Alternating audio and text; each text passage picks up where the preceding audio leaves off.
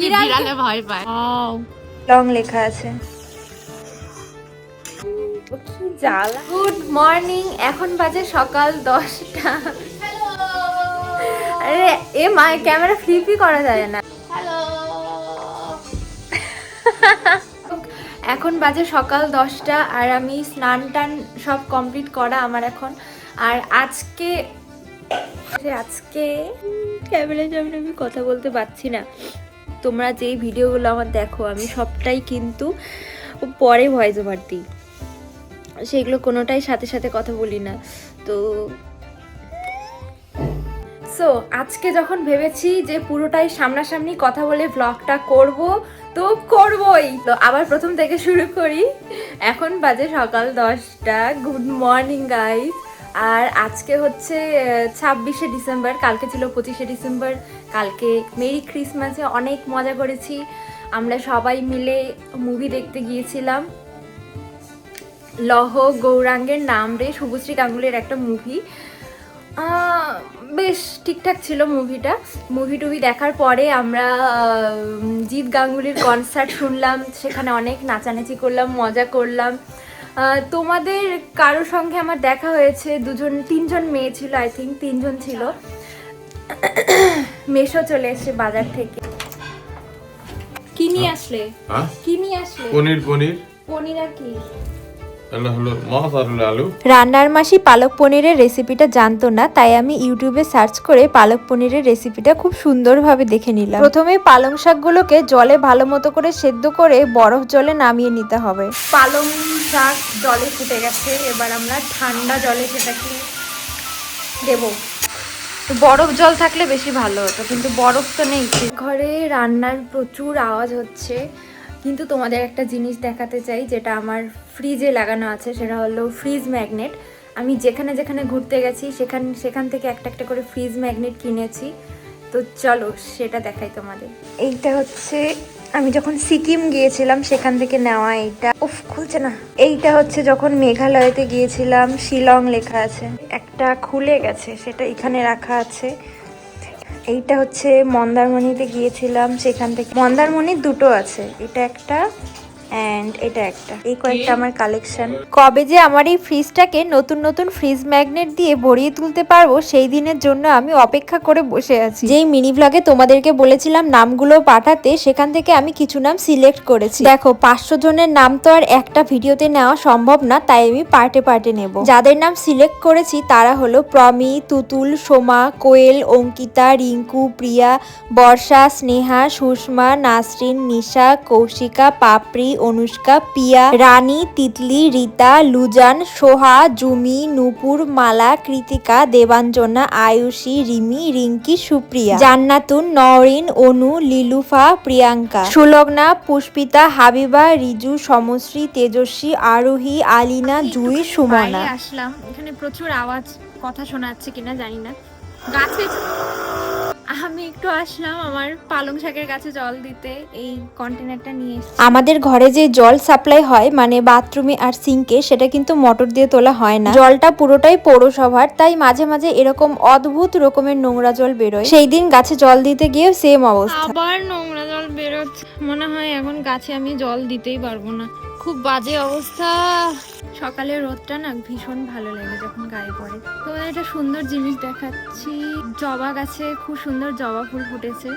এই গাছটা আমাদের না, অন্য একজনের জবা গাছ। সেই আঙ্কেলটা খুব সুন্দর করে প্রত্যেকদিন দুপুরবেলা আসে, গাছের যত্ন করে, গাছে জল দেয়। রান্নাঘরে যতগুলো শাক সবজি, ধরো আলুর খোসা কিংবা মশা খোসা, কমলার খোসা, যতগুলো রান্নাঘরের নোংরা আবর্জনা আছে, সেই সবগুলো না এই গাছের গোড়াতে দেয়। আর গাছগুলো বেশ হৃষ্টপুষ্ট হয়েছে। ধরো ওই বেগুনের গাছ, পেঁপের গাছ, তুলসী পাতার গাছ, আর জবা গাছে আজকে খুব সুন্দর একটা জবা ফুটেছে। দেখো, তোমাদের দেখাচ্ছি। দেখো গাই, দারুণ লাগছে, দারুণ। ওয়াও, আই থিঙ্ক এটা হাইব্রিড জবা। দেখো জবার পাতাগুলো না একটু গোল গোল টাইপের। এটাও কিন্তু জবাই, কিন্তু এইটার পাতাটা একটু অন্যরকম। আমার পালং শাকের গাছ দেখো অনেকটা বড় হয়েছে। এখন আমরা সবাই ভাত খাবো, 11টা বাজে গাই। কি কি আছে? কি কি আছে বলো?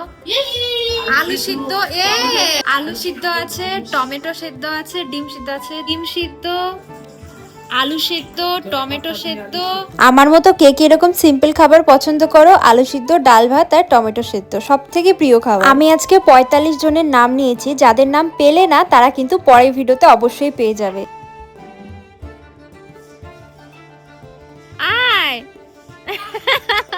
কিছু করছি জানি না গাইজ, এই বিড়ালটাই বা কেন এরকম বাঘের এতক্ষণ ধরে আটকে ছিল। এটার কারণটা তো মেঘলা যদি ঠিক করে বলবেই না, বল, কি আমাকে কারণ? বলে রাখবে যে আমি বিড়ালে ভয় পাই। বিড়ালকে দেখো ভয় ভয় পাওয়ার কি কারণ? আমিও ভয় পাই এগ্রিকালচারের স্টুডেন্ট, ওইসব বিড়াল টিড়াল সাপ টাপ গুলি মেরে মাঠে নামতে হবে আমাকে। এন্টোমোলজিতে যখন ইনসেক্ট কালেক্ট করতে যেতে হতো তখন ঠান্ডা ঠান্ডা একদম ভয়ঙ্কর জায়গাতে ঢুকে প্রজাপতি, বিটেল, ওয়েবেল ওগুলো তুলে ড্রাগন ফ্লাই তুলে আনতে হতো। তখন তো সাপ থাকতেই পারে, কিন্তু সাপ থাকার থেকে সাপের কামড় খাওয়ার থেকেও অ্যাসাইনমেন্টের নাম্বার পাওয়া বেশি জীবন থাকা। এই হচ্ছে এগ্রিকালচার স্টুডেন্টের স্টোরি। হেঁটে হেঁটে গল্প করে এনার্জি শেষ হয়ে যাওয়ার পরে স্নান খাওয়া দাওয়া করে ঘুমিয়ে পড়ি। ঘুমিয়ে উঠলাম দুপুরে ভাত খাওয়ার পরে দুপুরে ভাত খেয়েছি, ভাত খেয়ে ঘুমিয়ে পড়েছি। ও আজকে দুপুরে হচ্ছে পালক পনির, যে মানে দুপুরে না সরি, যে পালক পনিরটা তোমাদেরকে দেখালাম সেটা আজকে দুপুরে খেয়েছি। ভালো লেগেছে, আর একটু জাস্ট ঝালটা হতে হতো, আর একটু না স্পাইসিটা বেশি হতে হতো, তাহলেই ভালো লাগতো খেতে। তারপরে ঘুমিয়ে পড়েছি। এখন মানে কখন ঘুমালাম? আধা ঘন্টার বেশি হয়েছে, আধা ঘন্টার বেশি ঘুমিয়েছি।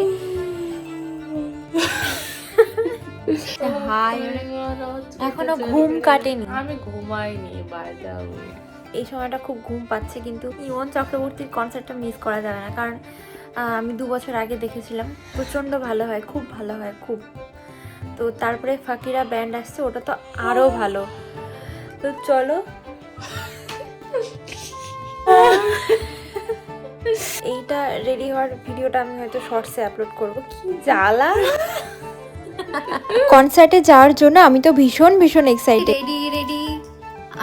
রেডি হয়ে গেছি গাই কনসার্টে যাওয়ার জন্য। তো চলো, এখন বাজে 6:45। কালকে বলেছিল যে 6টার সময় স্টার্ট হবে, আই থিঙ্ক একটু লেট হতে পারে। যাচ্ছি গাইস আমরা এখন। মেশোর খুব আনন্দ, মেশো আজকে ফার্স্ট টাইম ইমন চক্রবর্তীকে দেখবে।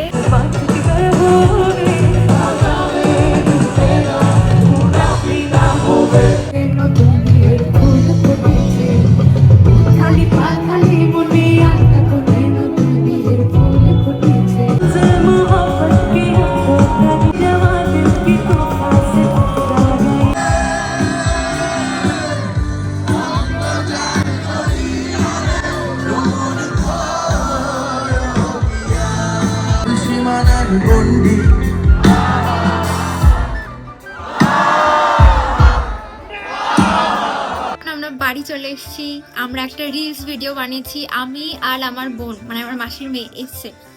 তোমরা যাও তাড়াতাড়ি গিয়ে ইনস্টাগ্রামে দেখে আসো রিলস ভিডিওটা কেমন লেগেছে, আমাকে কমেন্ট করে জানাও গায়। তো চলো ড্রেস চেঞ্জটা করে নিই। পুরো লুকটা দেখতে পাচ্ছি এখন ঠিকঠাক আছে। প্রচুর মজা করেছি, প্রচুর নাচ করেছি, তোমরা তো দেখতেই পেয়েছো নিশ্চয়ই। তো চলো, আজকের ভিডিও এখানেই শেষ হচ্ছে। Good night.